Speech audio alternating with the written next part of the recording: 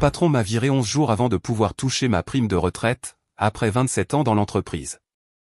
Pas de prime pour les vieux, a-t-il dit en me tendant un accord de licenciement. Signé avant vendredi ou vous n'aurez rien. Je l'ai remercié et je suis parti paisiblement. Cette nuit-là, j'ai passé un seul et unique appel téléphonique dévastateur. Écoutez, pas de prime pour les vieux.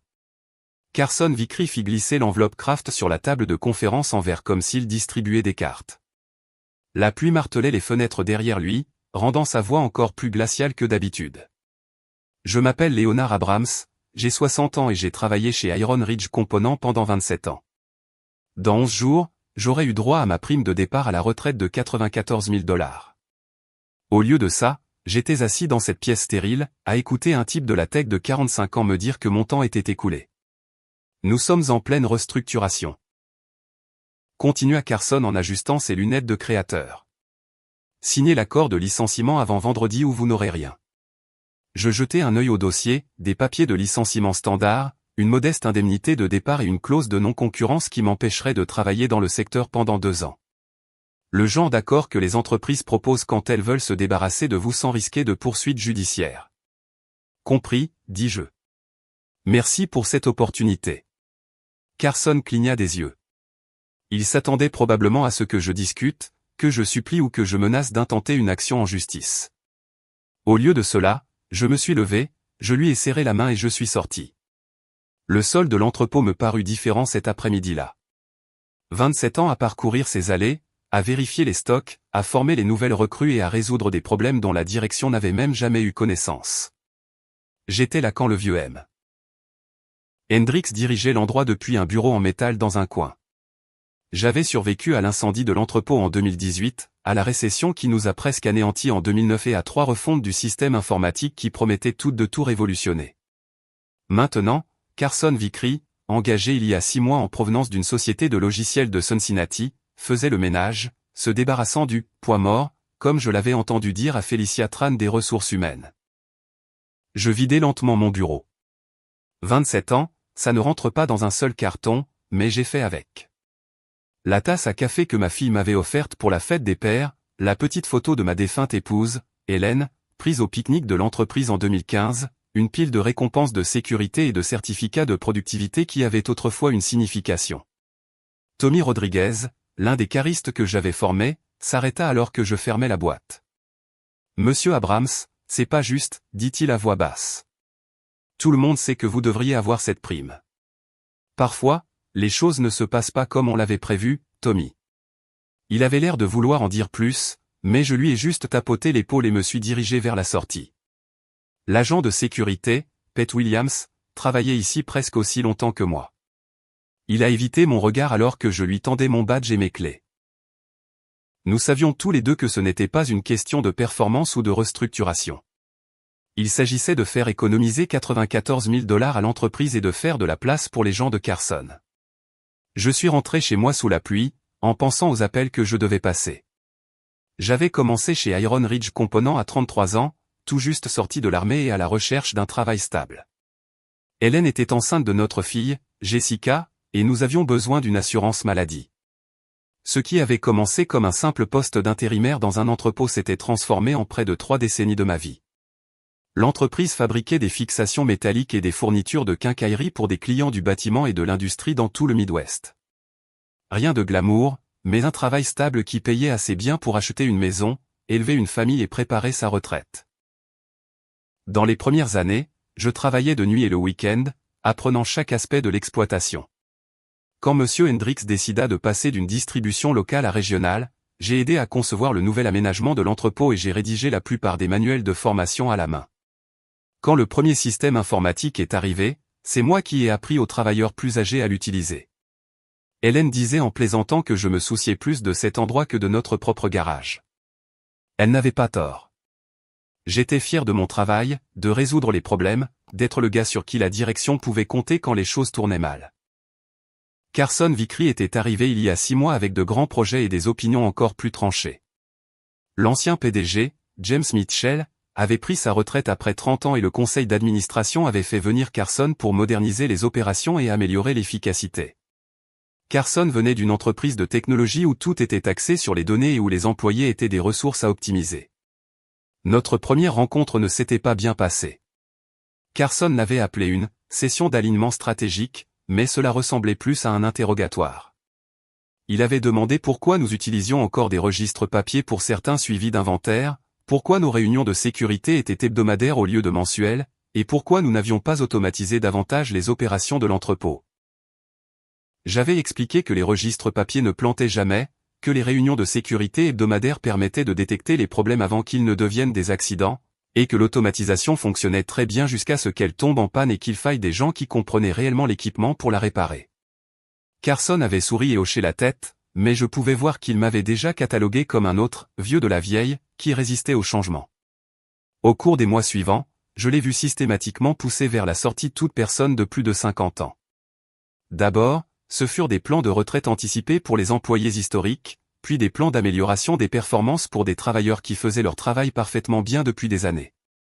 Finalement, ce furent des licenciements purs et simples pour quiconque remettait en question ces méthodes.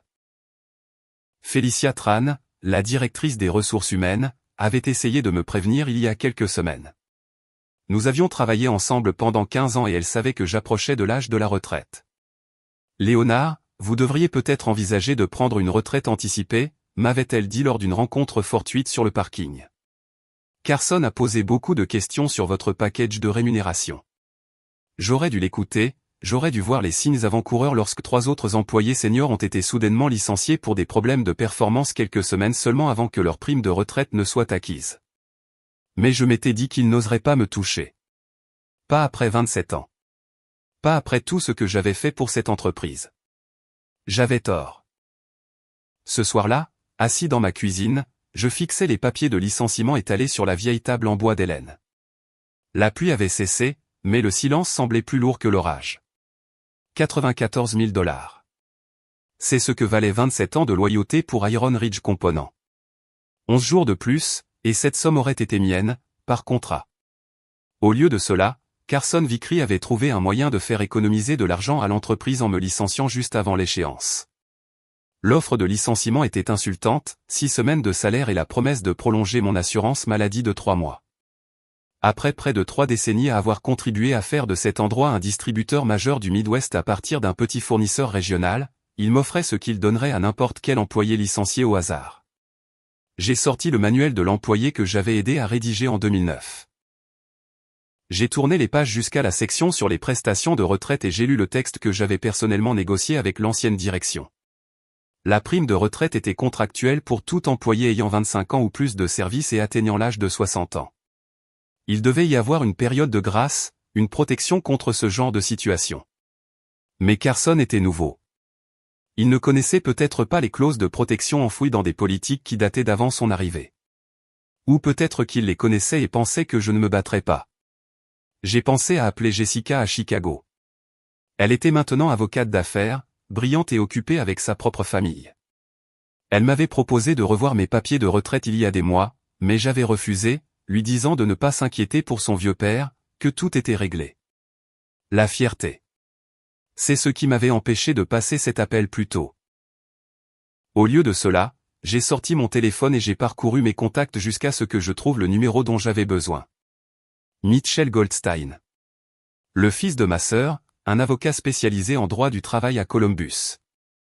Nous avions parlé à l'enterrement d'Hélène 2 ans auparavant, et il m'avait donné sa carte avec un simple message, « La famille, c'est fait pour s'entraider. Appelle si tu as besoin de quoi que ce soit. » Le téléphone a sonné 3 fois avant qu'il ne décroche.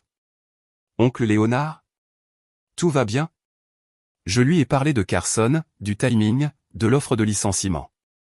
Mitchell a écouté sans m'interrompre, ne posant que quelques questions précises sur mon contrat de travail et la politique de retraite de l'entreprise.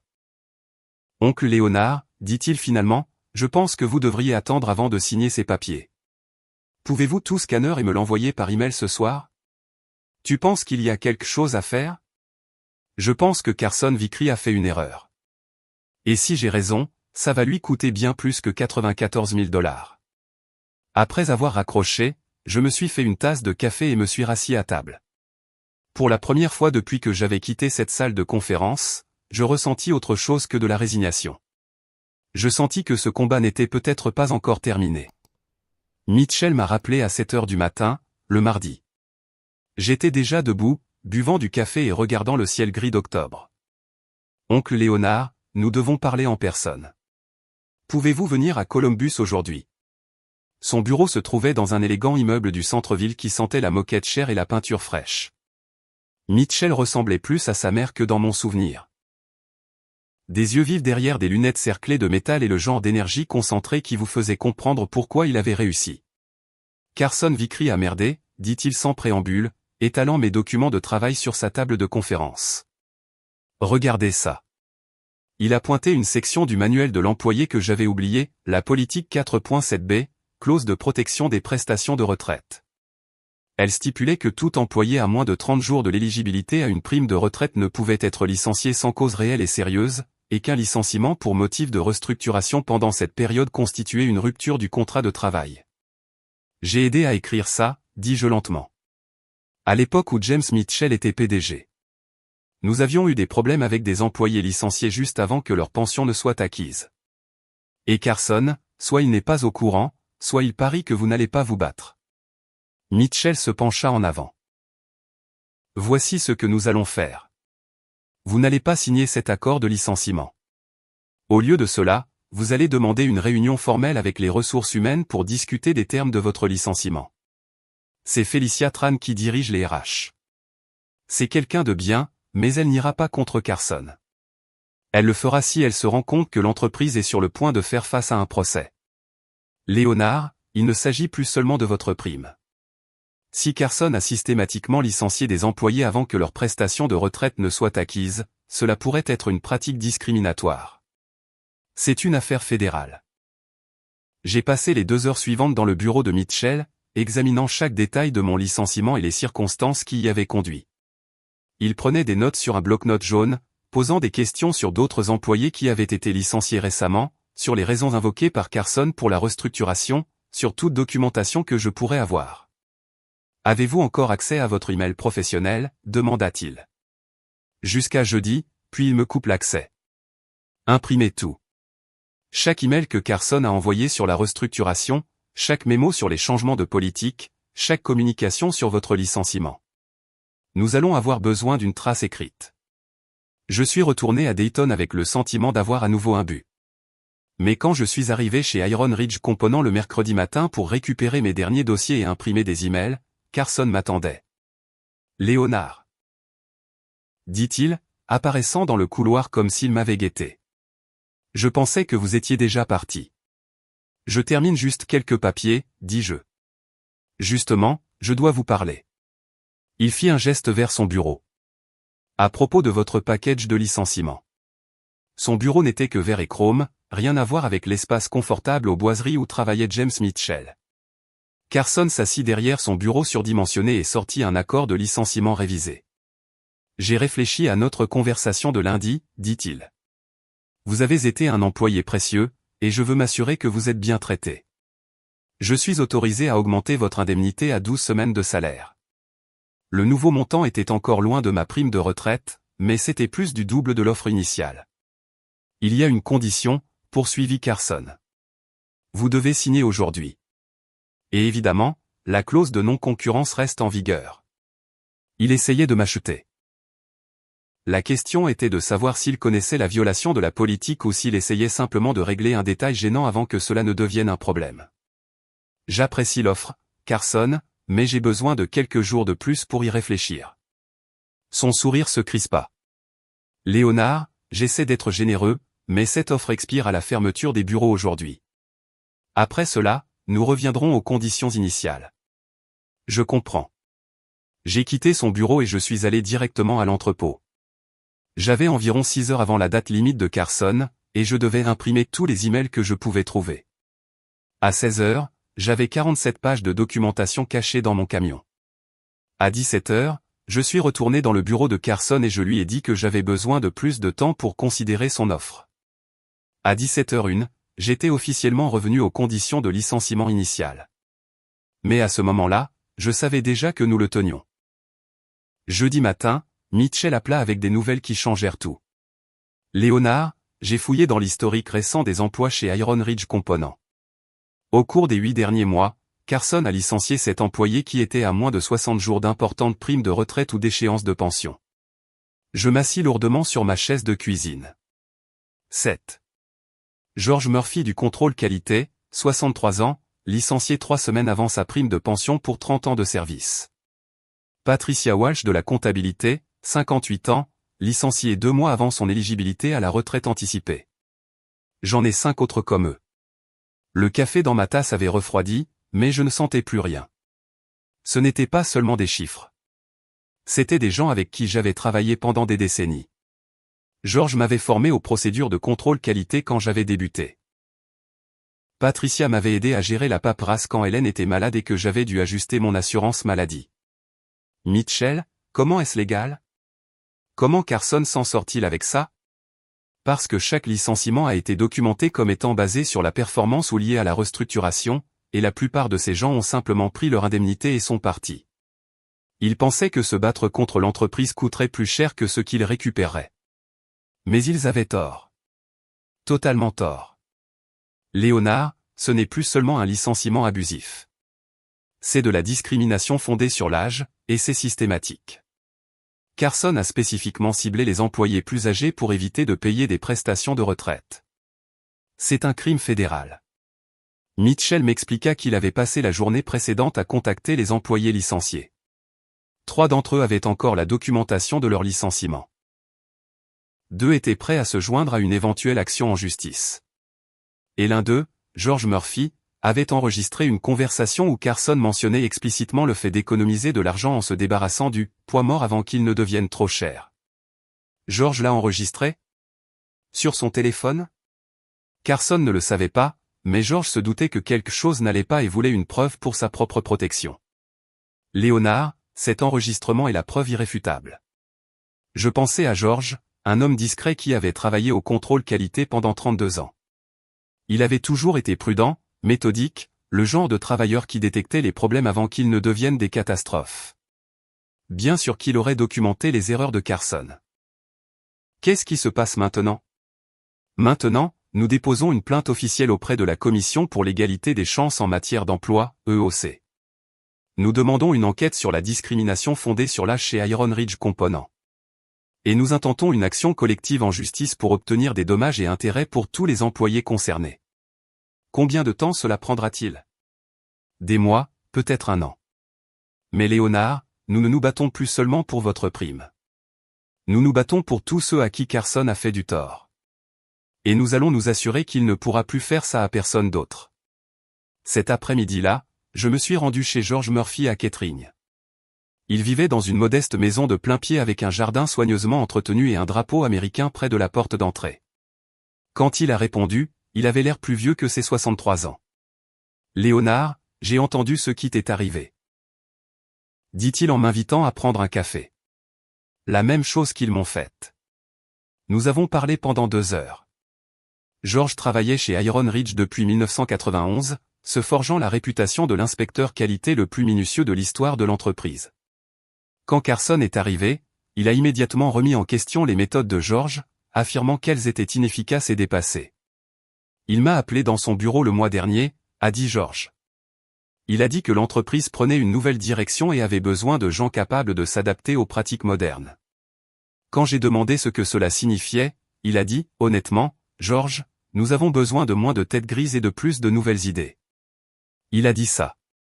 Je l'ai enregistré. Je me suis dit que j'aurais peut-être besoin d'une preuve plus tard. George a joué l'enregistrement sur son téléphone. La voix de Carson était claire, désinvolte, accablante. Ce soir-là, j'ai appelé Mitchell avec un simple message, dépose la plainte. Toute la plainte. Mettons fin à ça. Vendredi matin, j'ai fait quelque chose que je n'avais pas fait en 27 ans, je me suis déclaré malade. Au lieu d'aller chez Iron Ridge Components, je suis allé à Columbus et j'ai passé la journée dans le bureau de Mitchell à finaliser notre stratégie. À midi, nous avions soumis une plainte formelle à l'EOC, alléguant une discrimination systématique fondée sur l'âge chez Iron Ridge Components. À 14 heures, nous avions intenté une action collective en justice devant un tribunal fédéral, demandant des dommages et intérêts pour 8 employés licenciés abusivement. À 15 heures, Mitchell avait appelé Felicia Tran directement. Je lui ai expliqué la situation, m'a dit Mitchell après avoir raccroché. Elle est dans l'entreprise depuis 15 ans et elle sait exactement ce qui se passe. Elle sait aussi que si cela va au procès, son département aura l'air au mieux incompétent, au pire complice. Qu'a-t-elle dit? Elle a demandé 24 heures pour examiner les dossiers des employés et consulter le conseiller juridique de l'entreprise. Je suis rentré chez moi avec le sentiment que nous avions franchi une ligne. Il n'y avait plus de retour en arrière possible.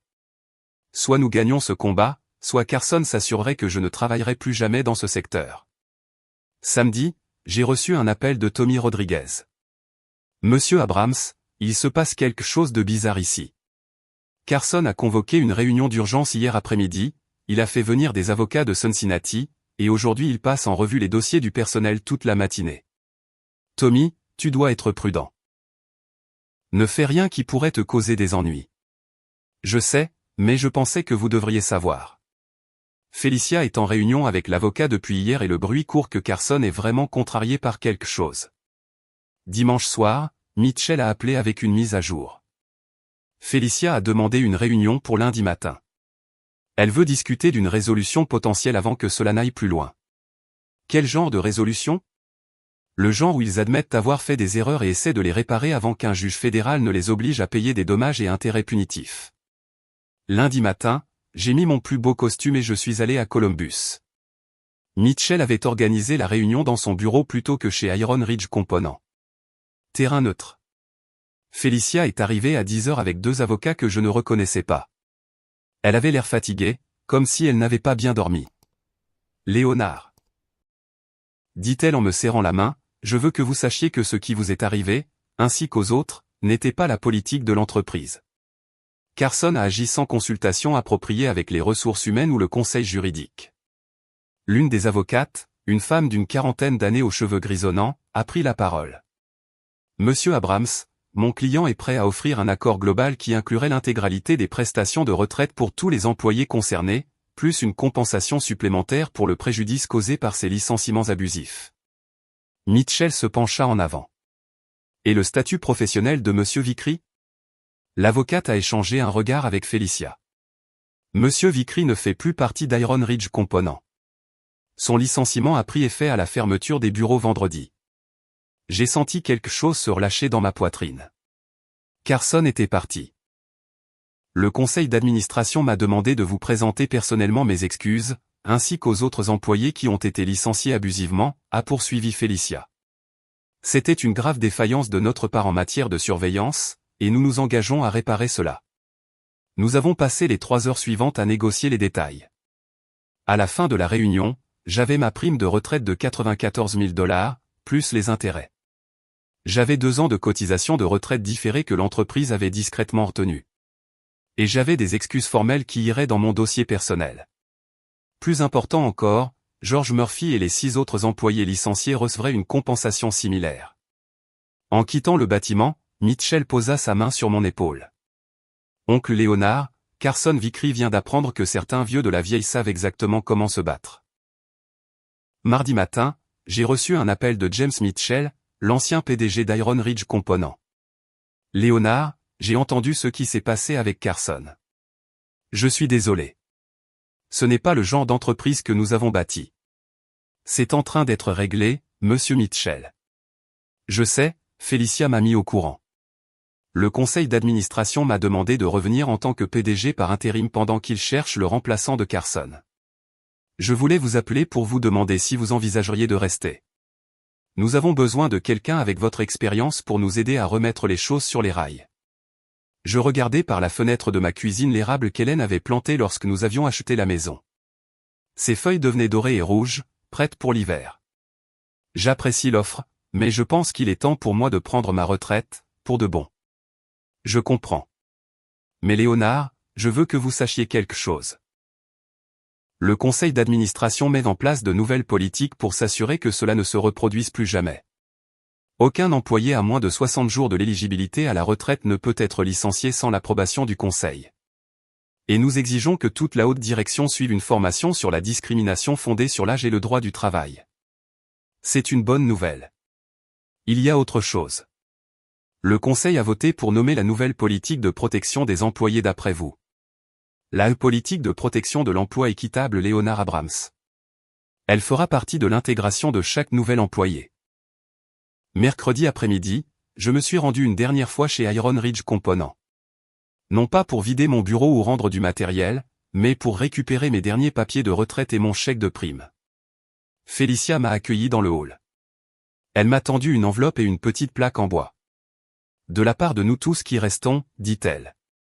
Merci de vous être battu pour ce qui était juste. La plaque disait, Leonard Abrams, 27 ans de service dévoué. Un homme qui s'est battu pour nous tous.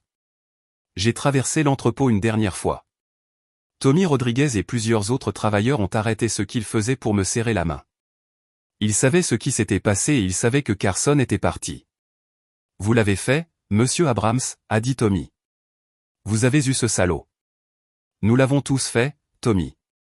Ne laissez plus jamais personne vous marcher sur les pieds comme ça. Jeudi matin, j'ai déposé ma prime de retraite et mes cotisations arriérées. 137 412 $. Pas seulement l'argent que Carson avait essayé de voler, mais tout ce que l'entreprise avait discrètement différé au fil des ans. J'ai passé l'après-midi à la banque, rencontrant un conseiller financier pour parler de ma véritable retraite. Pour la première fois depuis des mois, je pouvais planifier l'avenir sans m'inquiéter des frais de justice ou de trouver un autre emploi à 60 ans. Vendredi, j'ai reçu un appel de George Murphy. Léonard, je voulais te remercier. J'ai reçu mon chèque hier, plus les intérêts. Carson m'a coûté 3 mois de retraite, mais maintenant je suis mieux loti que s'il ne m'avait jamais embêté. Qu'est-ce que tu vas faire maintenant, George?